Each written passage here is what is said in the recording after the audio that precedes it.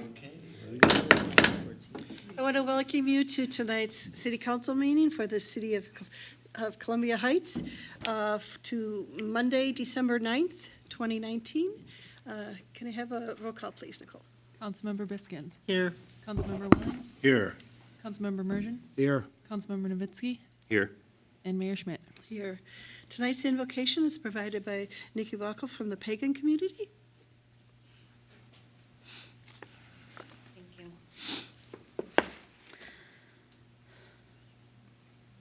Gods and goddesses of old, be with us here tonight.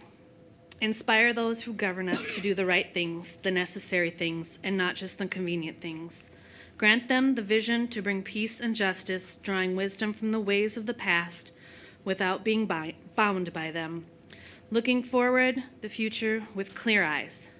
We ask for clear communications, open hearts, and open minds here tonight. By our will, so be it. Thank you. If you're able, please stand and join us in the Pledge of Allegiance. I pledge allegiance to the flag of the United States of America and to the republic for which it stands, one nation, under God, indivisible, with liberty and justice for all.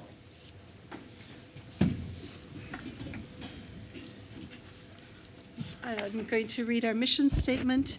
Our mission is to provide the highest quality public services. Services will be provided in a fair, respectful, and professional manner that effectively address changing citizen and community needs in a fiscally responsible manner.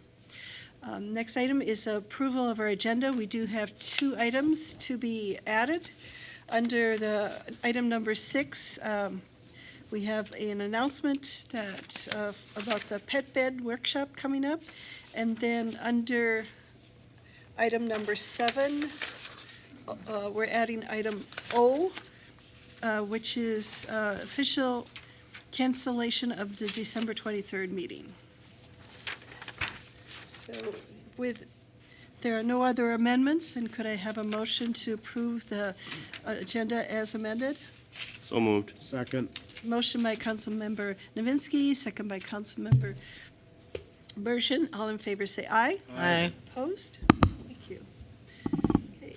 And next item is the proclamations, announcements. Martha, you had something for us.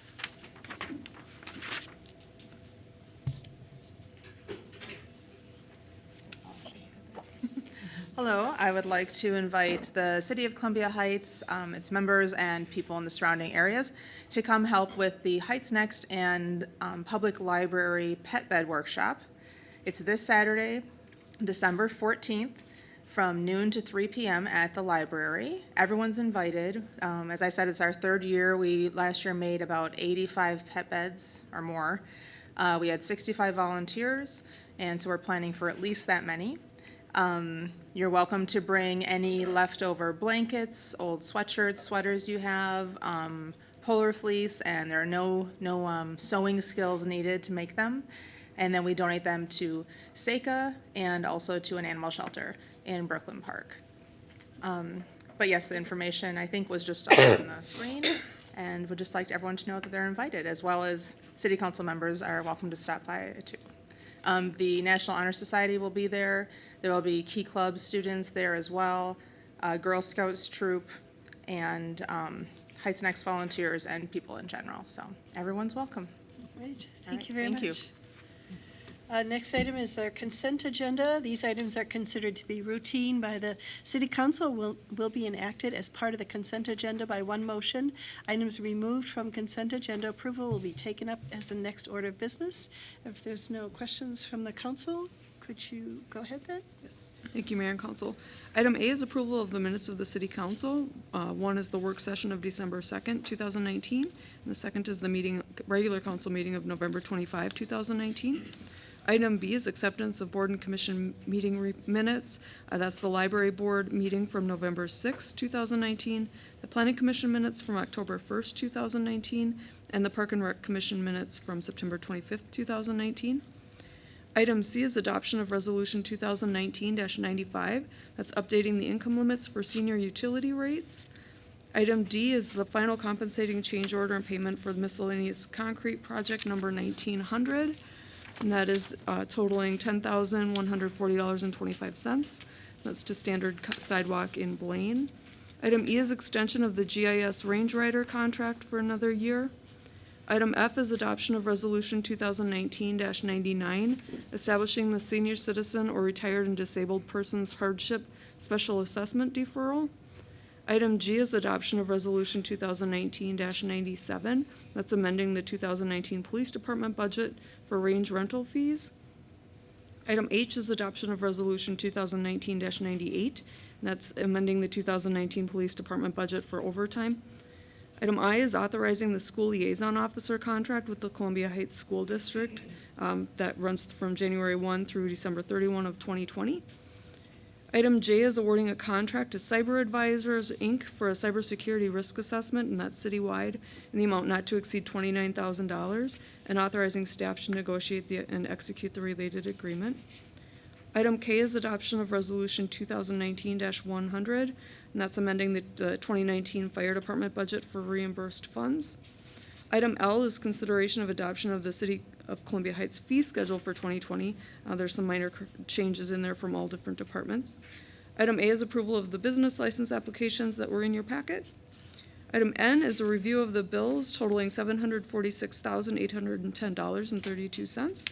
And item O that was added is the cancellation of the December 23rd City Council meeting for this year. Thank you. And for those who aren't familiar with city council meetings, we have not had a second city council meeting for as long as I can remember, and I'm sure it's been longer than that.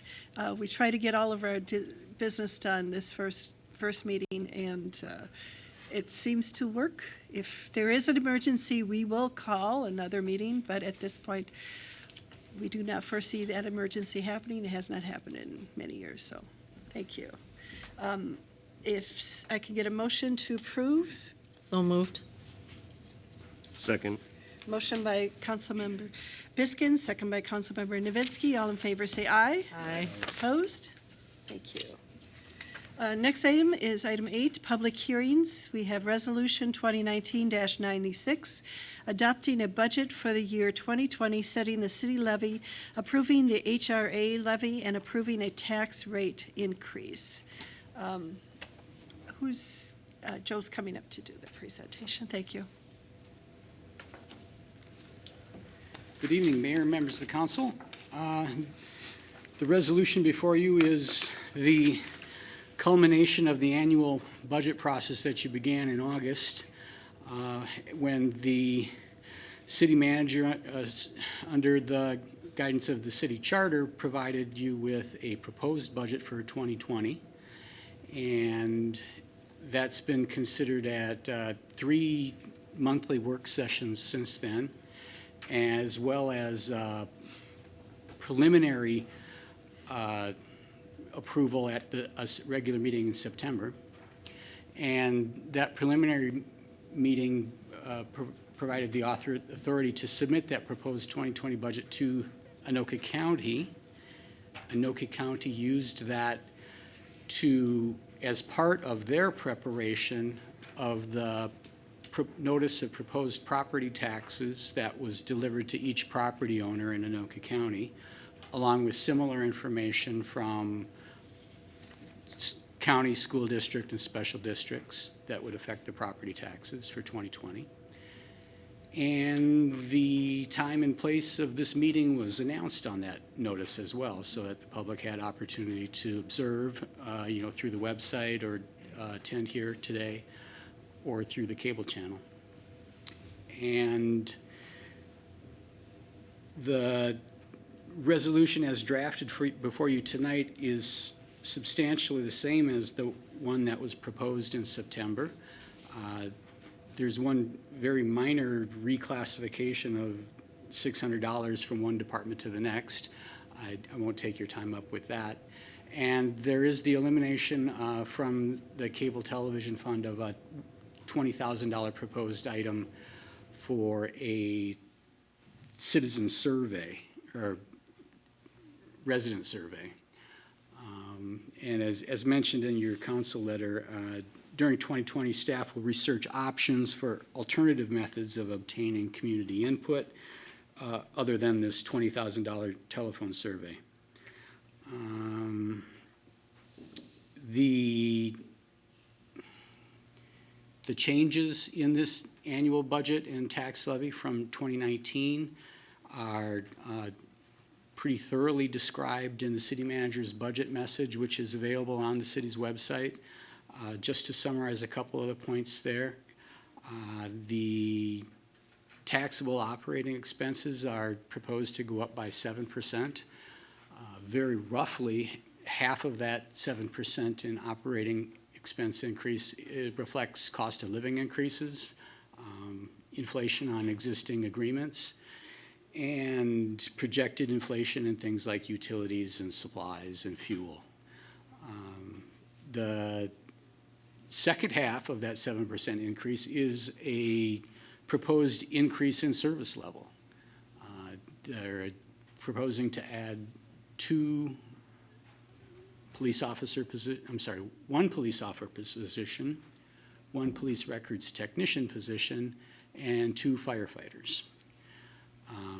In addition to the related 2020 property tax increase to fund these two, A, the cost of living, and B, the increase in services, there was also in 2019 a increase in multifamily rental licenses, which is also partially subsidizing the some of the increase in the fire department.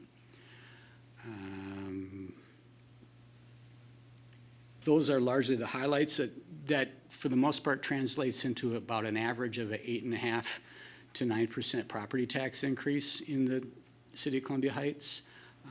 The tax increase is somewhat higher than the 7% expense increase because non-tax revenues are not increasing by that 7%. So things like interest income, miscellaneous revenue contracts with other jurisdictions, grants, things like that.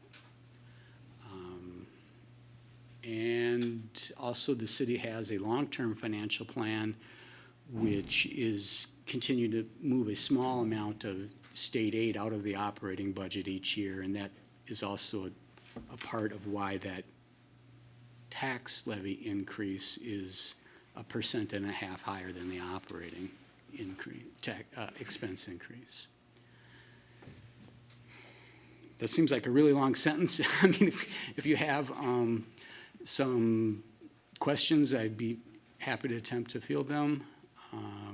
But I think that gives the broad parameters of what's been outlined.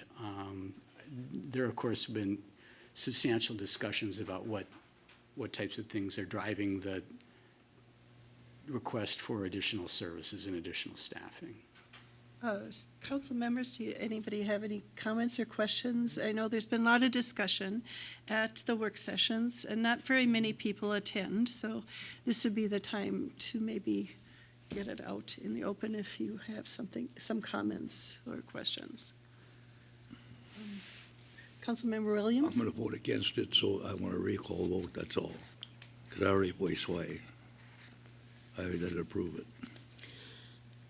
I guess the only thing I would want clarification, the 2 firefighter positions will also be working during the day, I believe, as rental inspections. Part of the reason we need that because we have such a high number of rentals, at least 1,300.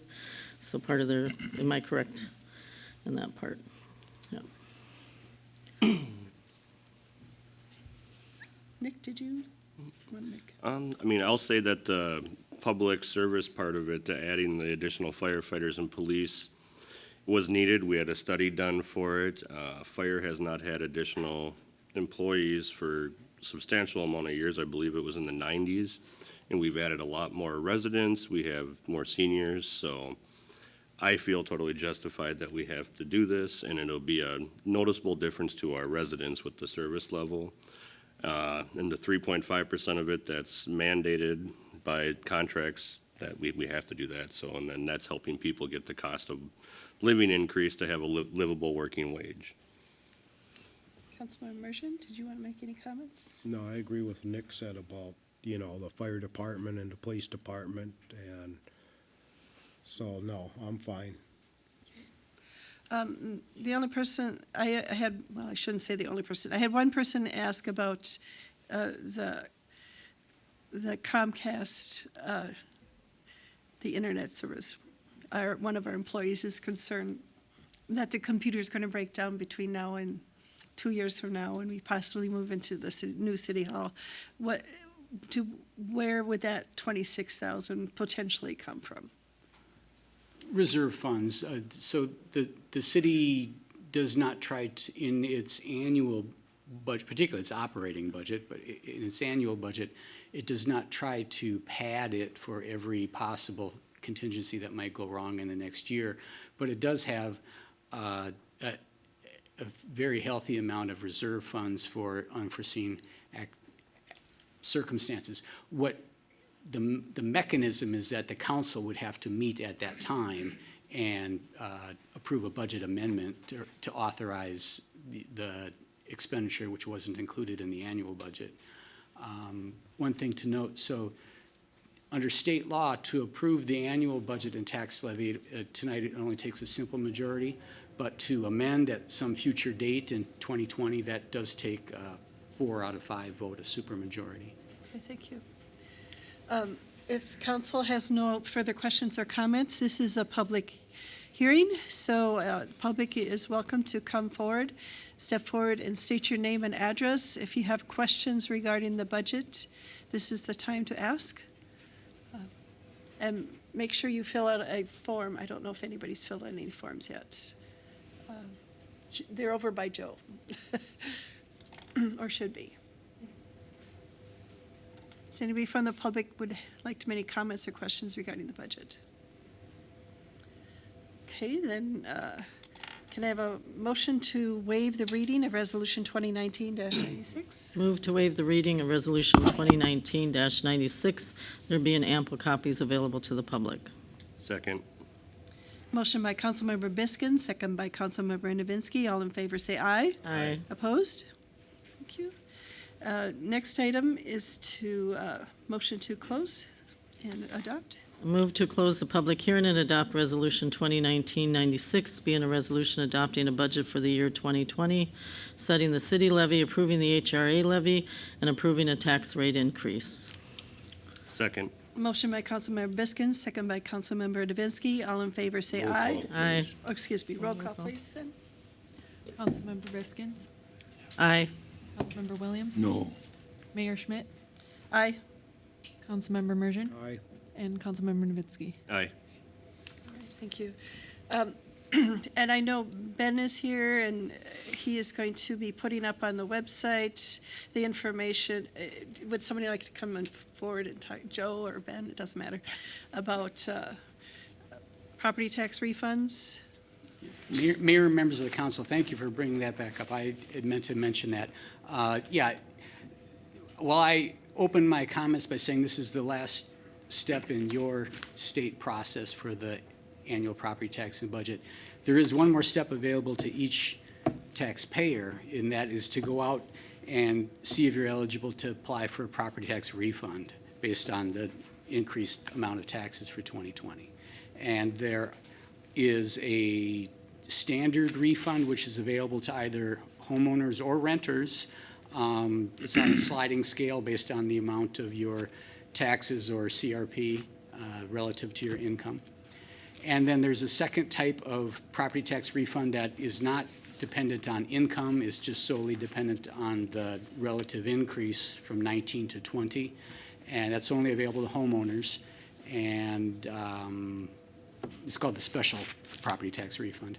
And probably the easiest way is just to go to your web browser on your computer and type Minnesota property tax refund. And just make sure you click a link that's actually for the Minnesota Department of Revenue.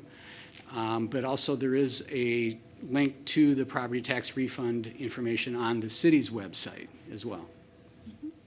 And as it gets closer, the city is offering services at the senior center for seniors, retired people who are needing help with filing their taxes. I don't believe they help you with that one, but it's pretty simple once you've filed your regular taxes. I'm not sure myself on that, but I should mention, property owners can't go out and do that tonight. Oh, no. They have to wait for the property tax statements to be issued, usually end of April. But if you haven't filed for this year, past year, I mean, you still can file. There is a penalty, but for late filing, but if you have not filed for this past year, it's worth it to try and do it anyways. And then also file next year. All right, thank you. Next item is Resolution 2019-102, a resolution approving a revocation of the conditional use permit for property identification number 36-30-24-33-0151. And thank you. Aaron Trevik is here. Thanks for the introduction, Madam Mayor, members of the council. Aaron Cherpick, Community Development Director. So the revocation hearing that we have for this evening is in regards to the property addressed at 3827 Central Avenue North, which in 2006 received a conditional use permit to allow for off-street parking within that district in conjunction with the business operations of the Jeff, Bobby, and Steve's convenience store on the corner. So this parcel is just north of that site and was approved for a CUP to essentially allow for the employees to park their cars in that lot. So it required that special approval because it is not contiguous with the other site. From that point, when the conditional use permit was issued over the years, there were several different compliance issues that the city worked with the property owner to try and bring all of those conditions up to what was approved as part of that CUP. And there were varying degrees of success with those efforts. And most recently in the summer of 2019, there was an emphasis on Central Avenue corridor cleanup where staff from several departments went through the area and identified code deficiencies with properties along Central Avenue and the side streets. And this property was identified again for having some non-compliance issues. The predominant issue this year was that it was being used for the storage of inoperable vehicles and not for parking for the employees of the gas station convenience store.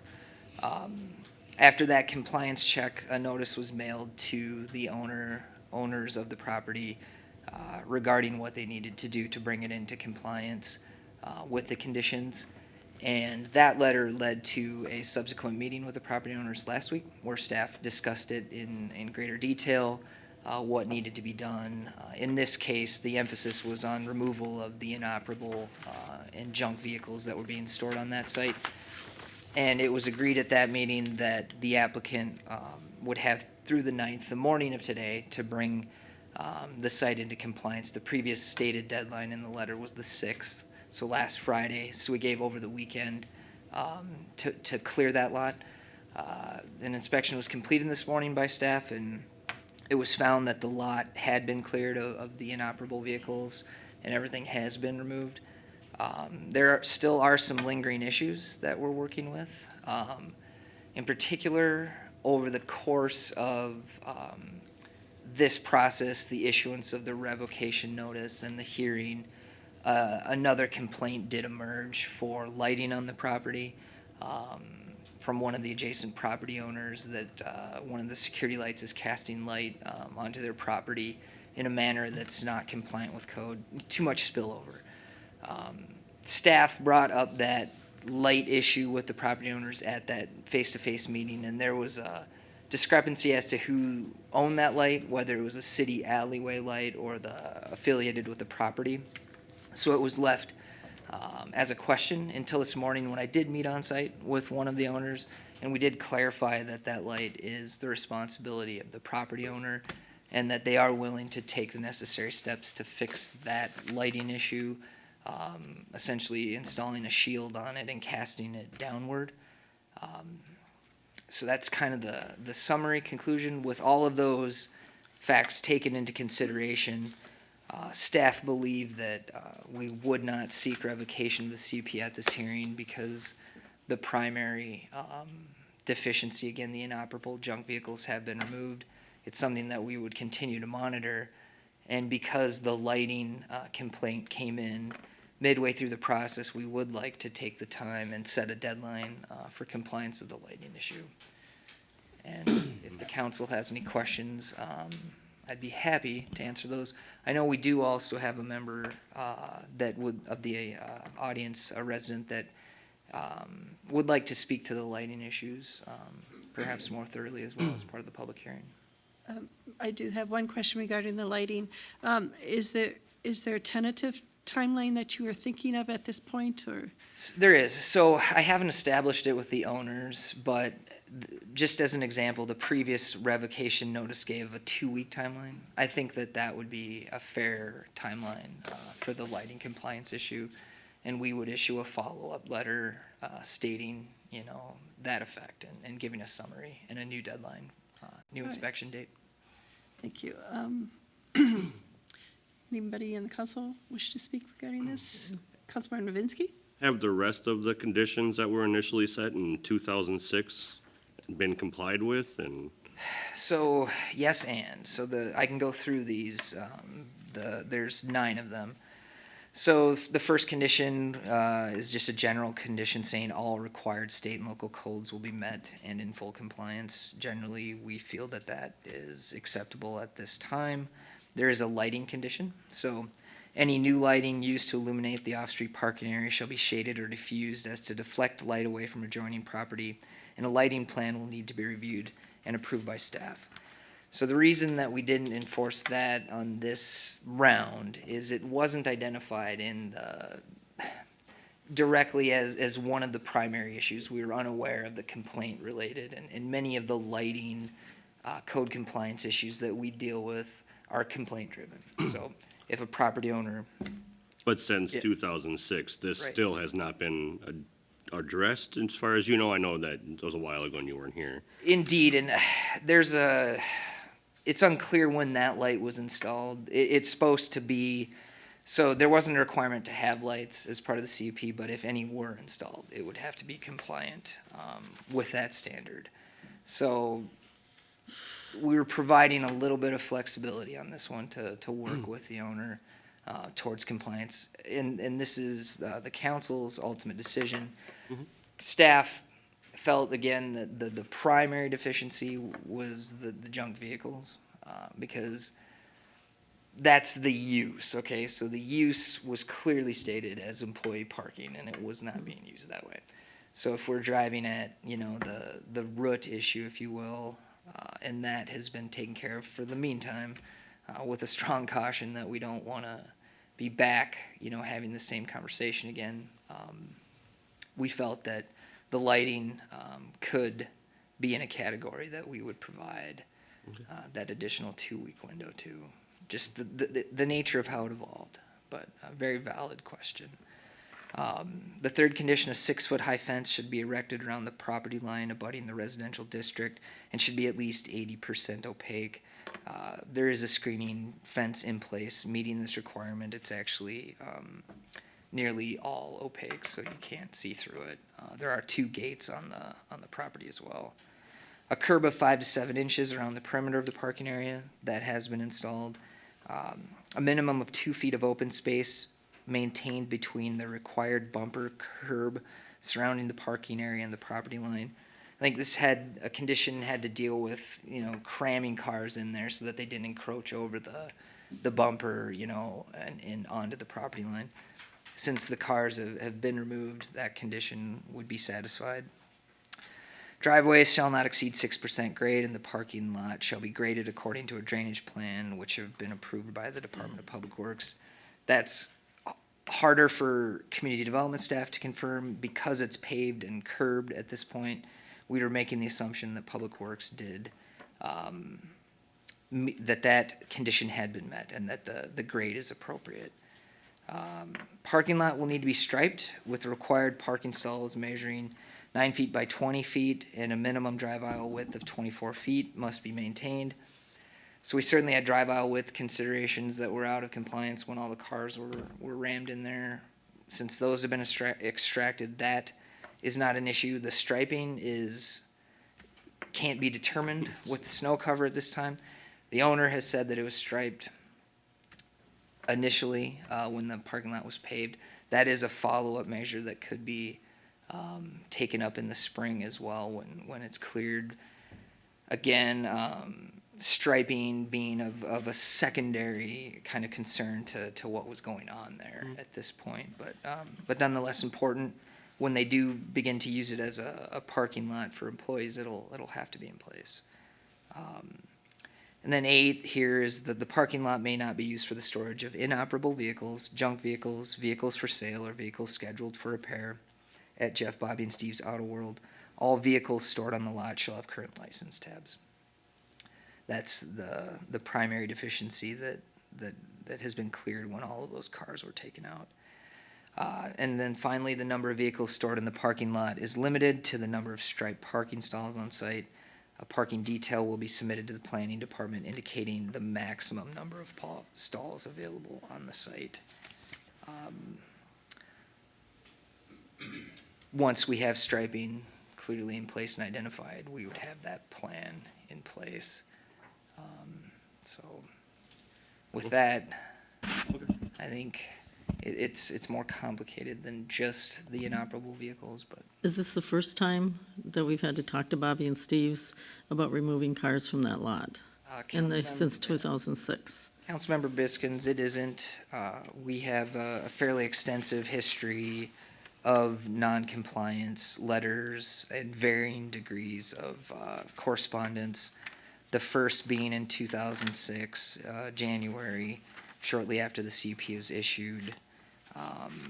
And then again in 2007, 2013, 2017, This is the 5th time. right?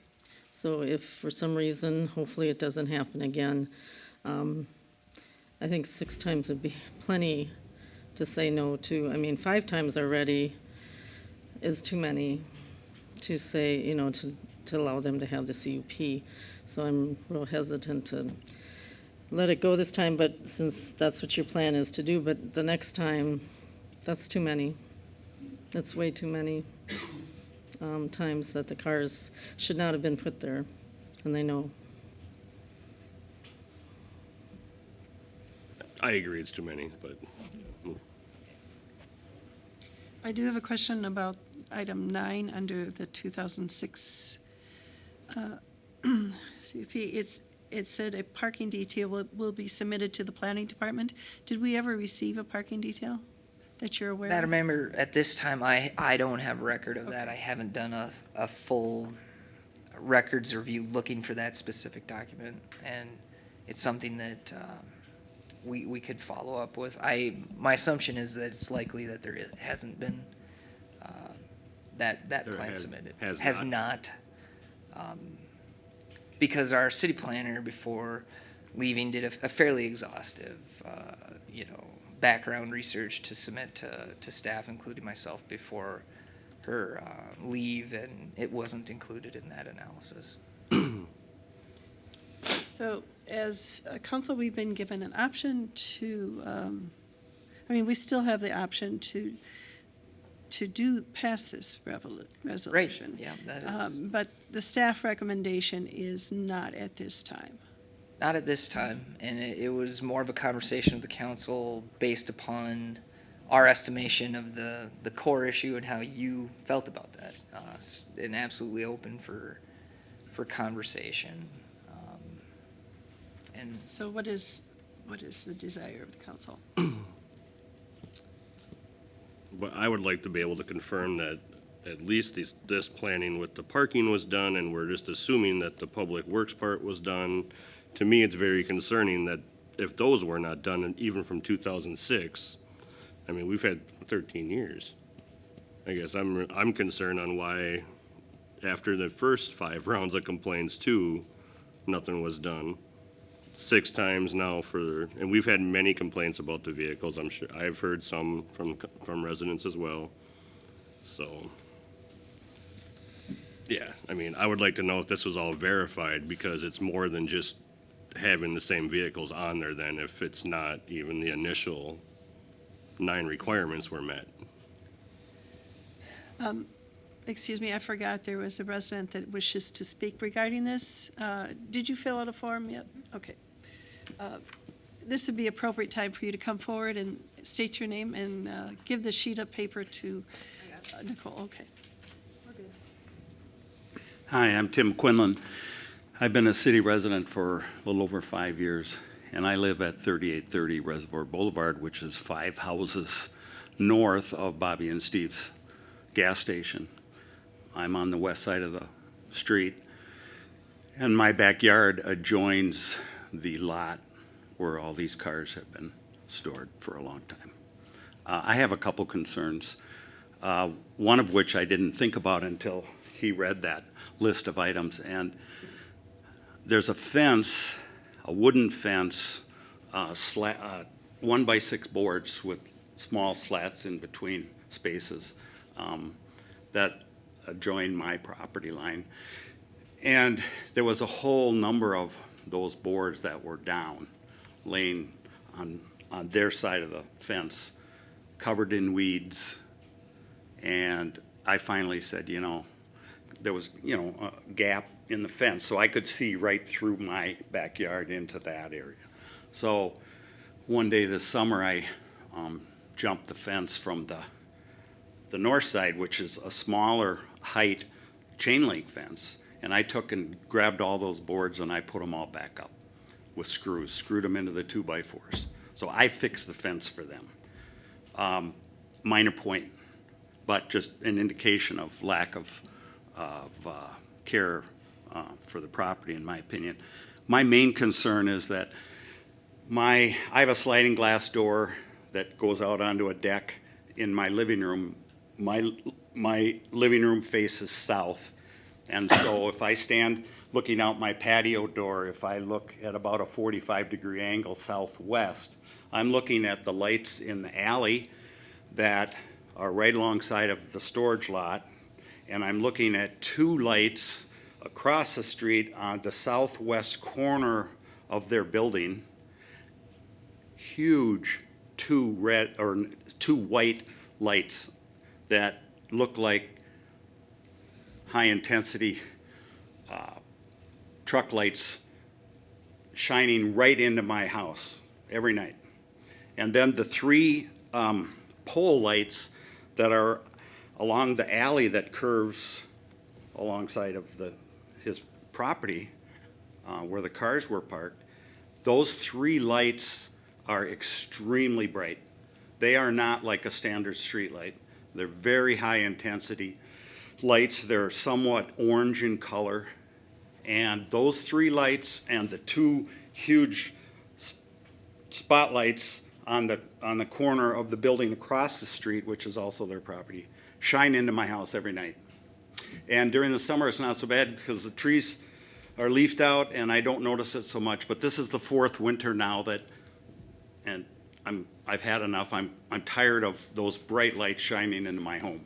And so I'm requesting, and I've talked with Aaron about looking at the lumens of those lights. Now, you mentioned today that there was talk about the one light on the northern light being shielded, but there's 2 more lights right along the alley, not far from that light, that I would like to see something done with those as well, either shielded or reduce the intensity of the bulbs, because to me it's very disturbing that I have to put up with that every single night. So, yeah. Thank you. Is there anybody else from the public that would like to speak regarding this property, this resolution? Anybody else? Thank you.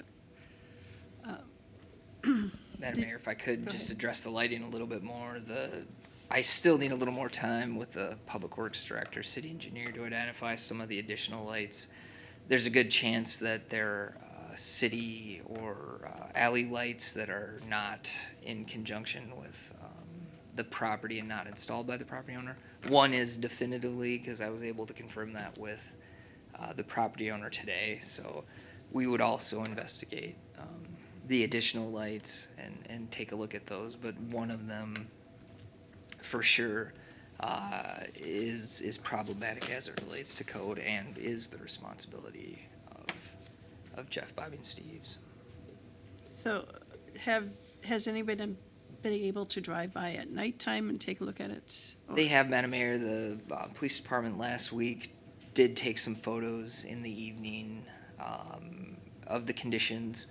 They're a great start, but we need a little more, in my estimation, an on-site conversation with the city engineer to identify each one of these and make sure that we don't have any public utility lights that are creating any of the nuisance characteristics, as well as the security light that we know is affiliated with their property. A more holistic view of exactly what's going on before we can make sure. But we definitively know there's light pollution issues, as evidenced from the photos and just an observation during the daytime. You can tell that the primary light in question is not angled in a way that's compliant with code. What is the council's wish then, desire at this point? Do you want to go ahead and pass the resolution, or at this point, just not do nothing at this point? I think since Aaron has been working with them, they cleared the lot, but my expectations are that there are no longer any more cars on that lot. I will have no sympathy the next time it just comes around. So I'll go with what staff recommends, but there's too many times. It's a parking lot for employees, it should stay that way. If any other cars park in there, I'm done. So leave it for tonight. For me personally, that's what I think, so. Our city attorney had his Well, hand just up. some procedural, as far as procedure, Madam Mayor, Council. It's been on for the public hearing this evening. You've had a member of the public speak. You can sense there's some frustration with staff and council members on the history. Because of that, I see a couple options procedurally. One, you could simply not take any action on it tonight. And then if there's further issues down the road, the staff would have to put it back on for another public hearing. The other option that we've kind of done with the rental licensing in the past is you could table the matter this evening. That way, we don't have to renotice and reopen a public hearing because you've already undertaken that this evening. Then if there's any issues, it's a relatively easy process to readdress it because you just table it to, well, now it would probably be at the earliest, the first meeting in January, and then staff could come back with further information, primarily on the lighting, and then, of course, to determine whether there's been any subsequent violations of parking, any of those issues. And that kind of keeps your finger on it, rather than, not doing anything and waiting till something erupts later on. Just a thought. If we table this, what would be a good date to table it to? What, would the first meeting in January be enough time? I think that's acceptable. It would give us time for an additional 2-week time frame, similar to what was given for the removal of the vehicles to address the lighting situation. It would also allow us to research a few of the other lingering questions. Okay, is there, somebody have a calendar? What would be that date? We all do. January 13th is the first meeting in January. Okay, so, Councilman Merschman? Question, Jim, if we table it till then, and can we have them get that lighting done before, so make sure the lighting's done at the next before the next meeting? Well, you'd be Or not? tabling it to the first meeting in January. I guess you're gonna have to leave it up to you as a body to determine whether what's been done between now and then, or what hasn't been done between now and then, is enough for you to say it's okay or it's not. I think there's expectations here, and Aaron has indicated that they're gonna give a time period to address this, at least the lighting issue that they know about. We may be responsible for other lighting issues as far as streetlights, but we'll take care of that. Yeah. But for the private light, they're gonna be given a time frame which will be within now and the first meeting in January. So we'll see where that's at that point in time. Thanks, you answered my question. So if some of this issue is the city's responsibility, how long would it take for the city to fix their lights? Fair question.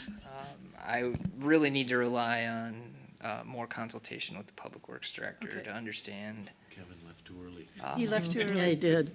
We'll understand what it takes and make sure that they're not public utility owned and operated if they're in conjunction with Excel. Whose infrastructure is it? It's just, there wasn't time between that complaint emerging and this hearing to fully understand that. Okay. So we would move to compliance as quickly as we could. I think if these lights are indeed causing an issue, there's a lot of them in the area, so it takes a little bit of time to make sure that we're, not opening the door to something that would be unreasonable for the city. Well, this would be just a little over a month. Of course, there's holidays in between there too. But I think I see no problem with tabling this. Would someone like to make a motion? I motion to table item, what number is it here? 2019-102 to January 13th, 2020. Need a second? Second. Motion by Councilmember Biskin, second by Councilmember Merschman. All in favor, say aye. Aye. Opposed? Aye. All right. I oppose that. I oppose it as well. Vote on it. Okay. I oppose it though, so if you want. Oh, okay, then we need to have a roll call vote, please. Councilmember Biskins? Aye. Councilmember Williams? No. Abstains, right? Correct. Abstain. Yep. Mayor Schmidt? Aye. Councilmember Merschman? Aye. And Councilmember Novitsky? No. All right, so it's. Can I add one thing? Can we verify that these 6 and 9 were done according to our Public Works and community? I mean, they seem like rather substantial parts of this conditional use permit, and it's been 13 years, so I would hope that it's in there. But we'll Right. wait and see, but to confirm. If they have not been done for that long, I mean, that would be a big factor for me. Right, so to the grading, if we can verify that. Again, these two of the more difficult conditions to verify through a visual inspection. Right. And I'm happy to and thankful for the additional time. The lot's already paved, so if we have a grading issue, then there's a significant Right. defect there. And I hope that Public Works can assist in determining that. Well, and Madam Mayor Yes. and Council, I would just add to Councilmember Novitsky that the conditional use, all of the conditions are on the table. So we're not just, I know the one that kind of brought it to a head was the inoperable vehicles. But all of the conditions, since it's one conditional use permit, all of the conditions are certainly on the table for discussion. Right, yeah, no, I would just like to clarify because, I mean, we expect every business, every resident to be in compliance. I would just like verification that it's on there. Hopefully it's been done. All right. You have your marching orders. Indeed. Thank you. Thank you. Under item 9, we have nothing under A and B, but under C, we have new business and reports, approval of tow contract recommendation. And is our chief, who's going to be talking about this? Chief Austin. Sure, Mayor, Madam Mayor, members of the council. Back earlier this year, the police department sent out RFPs for a tow contract. This has, it's been several years since the city has, or since the police department has went out and actually asked for RFPs. We actually had 5 vendors come back. Out of those 5, we reviewed 3 and looked at those 3.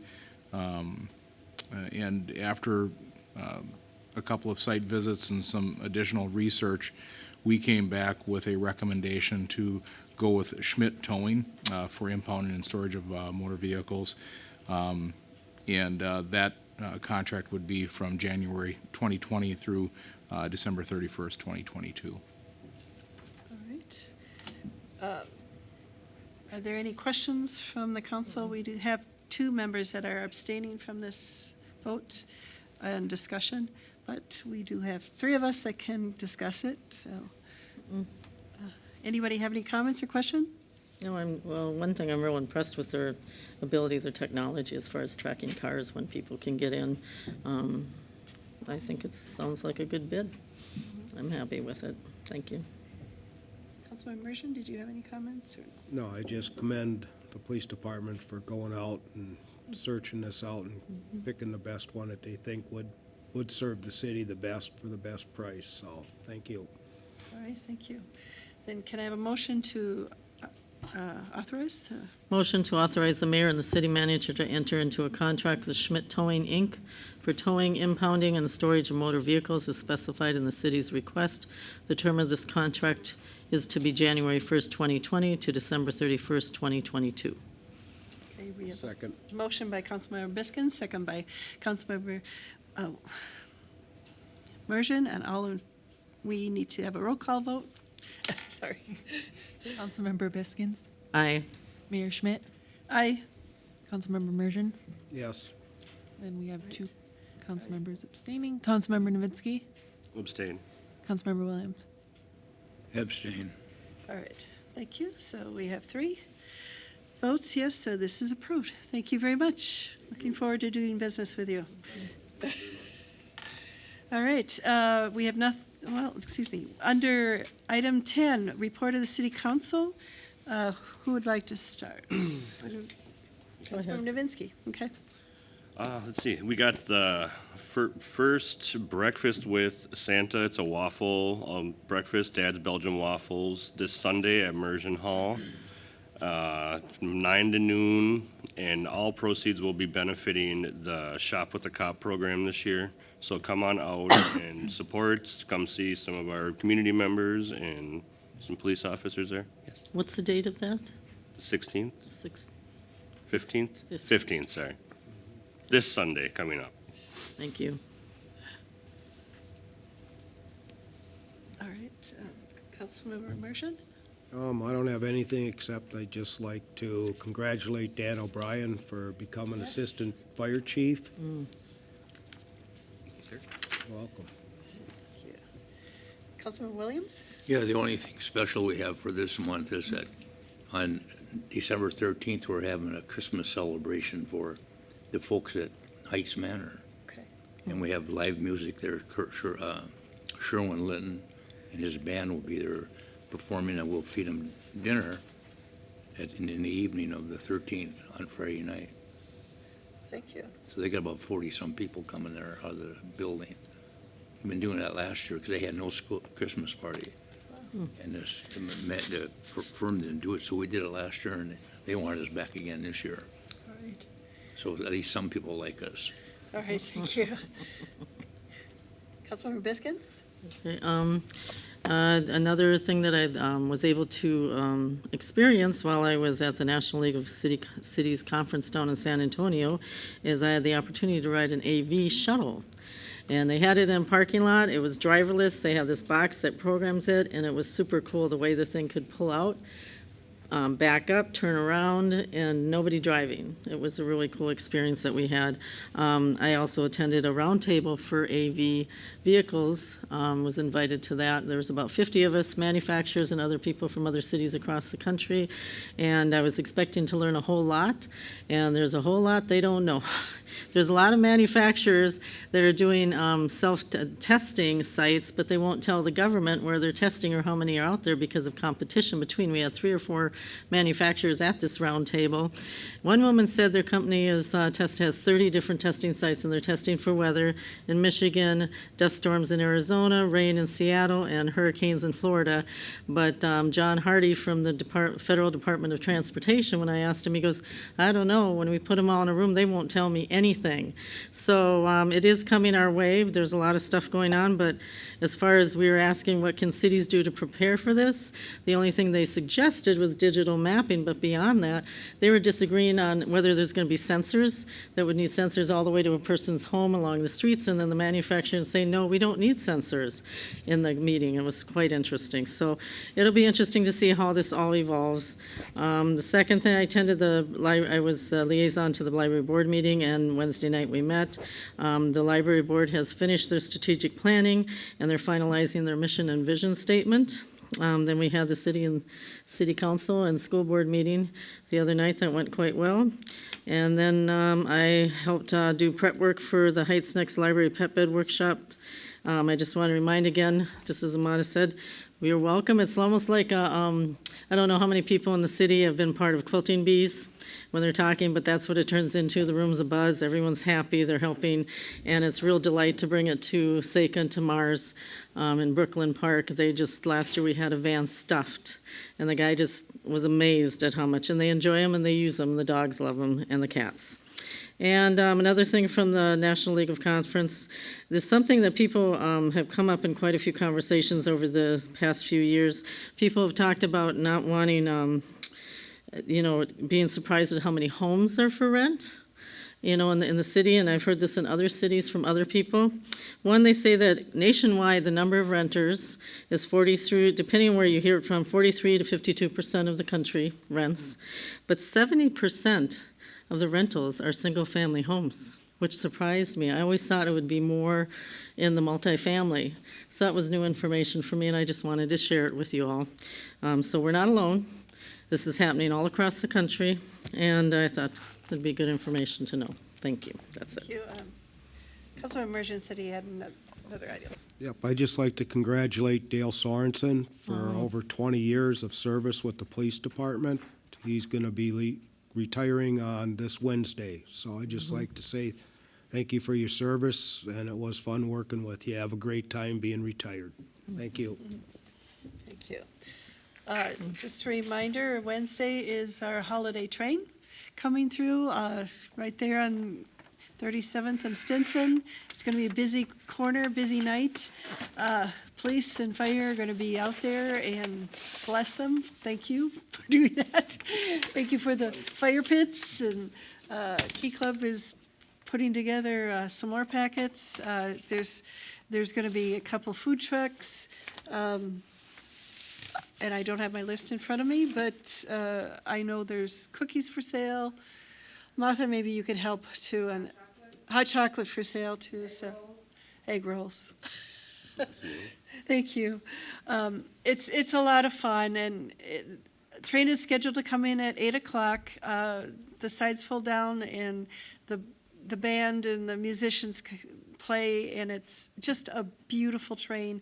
I know Adam had light pictures of last year's train out there when we first came in, but it is a fun time, a lot of people, and I appreciate the fire and the police department just putting their efforts into keeping us safe. It's in cooperation with the city of St. Anthony and the city of Minneapolis, but I think we put in the majority of the work, and I appreciate that. I know they do help, but I think I see our guys and gals out there more than them, just saying. Also, Wednesday night, I am not going to be at the holiday train. I am one of 100 women mayors throughout the United States have been invited to the White House to come for a conference on Thursday, and so I'm flying out Wednesday night, and apparently it's going to be in the 40s in D.C. I know I'm going to struggle. Think about you guys, but it's going to be an exciting time just listening to what other mayors are dealing with and how the federal government can work with us in situations, and they can see what our needs are, what others' needs are, and how we can work together. So that's my plans for this week. And Kelly, did you have something? Actually, all of you covered it. Just one additional item. In addition to congratulating former captain, now Assistant Fire Chief O'Brien, we had 4 new paid-on-call firefighters fully added to the ranks last week as well. So very happy to have them able to serve us, and looking forward to having more paid-on-call firefighters added in the near future here. Cool. Nothing to report, Madam Mayor. Thank you. Thank you. At this time, is a community forum. If time, individuals may address the city council about any item not included on the regular agenda. Speakers are requested to come to the podium, sign their name and address on the form for the council secretary's record, and limit their comments to 5 minutes. Individuals are asked to state their name for the record, and the city council will listen to the brief remarks, ask clarifying questions, and if needed, request staff to follow up or direct the matter to be added to an upcoming agenda. Generally, the city council will not take official action on items raised at the community forum at the meeting in which they are raised. Do we have anybody from the community that would wish to come and speak? Mayor, I do have a couple names Okay. that we can start with. KT Jacobs.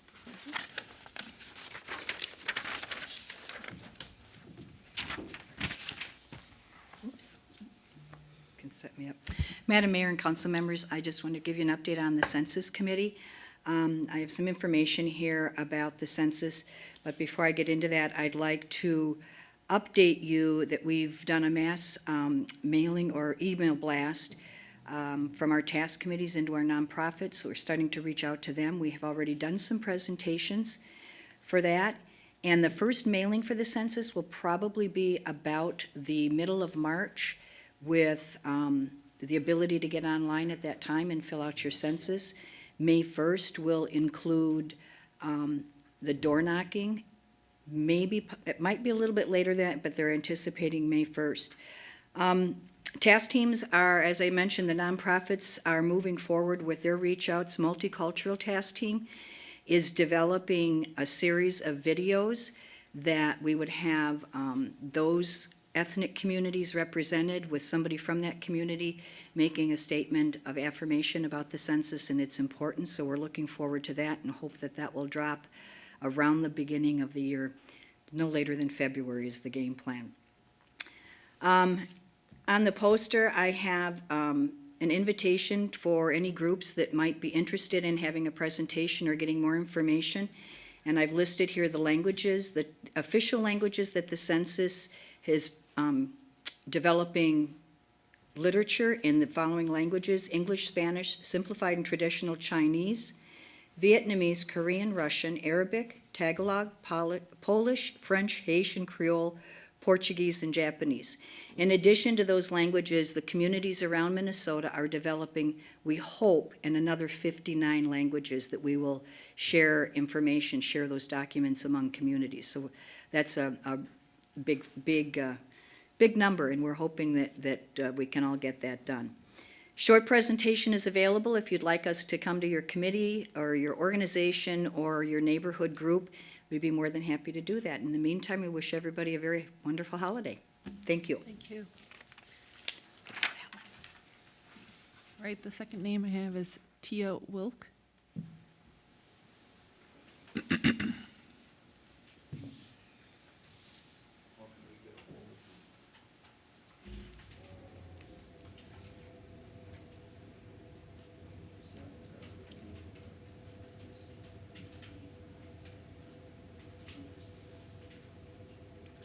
Thank you, Mayor and council members et al. For allowing me to speak. I want to address the blocking of the sidewalk. Could you state your name one more Oh, time? Tia Wilkie. I want to address the blocking of the sidewalk in front of the boxing club downstairs, specifically in front of the former Columbia Heights Fire Department garage. As a handicapped person, I am not only angry, but I'm appalled that this is allowed to happen. I have mentioned this before. In fact, it was last fall I mentioned it to a member of the police department. I do not feel safe, or that I should have to walk around the vehicles into the street or up against the bay doors. I don't feel safe walking in the street. I park in the handicap spot at the end of the building in the lot, and I walk down the sidewalk. And if I'm appalled by this. How many other handicapped people would be appalled by this? How many have fallen out in the street? It's just something that really tweaks me. And I hope you understand and maybe do something about it. Thank you. Thank you very much.